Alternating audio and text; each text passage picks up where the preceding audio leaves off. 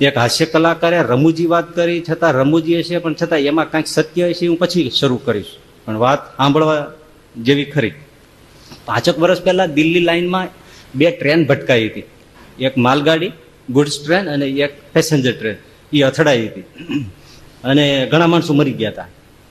આ હાસ્ય કલાકાર ત્યારે કઈ દિલ્હી બાજુ કે કલકત્તા બાજુ એનો પ્રોગ્રામ હશે તો ગયો હશે, એ જ પેસેન્જર ટ્રેનમાં હતો. એ છાપામાં તો આવે તે 2-4 દિવસે એ આબાદ રીતે બચી ગયો. માણસો તો ઘણું મરી ગયું, કંઈક 101 મરી ગયું, તો એવું બધું હતું.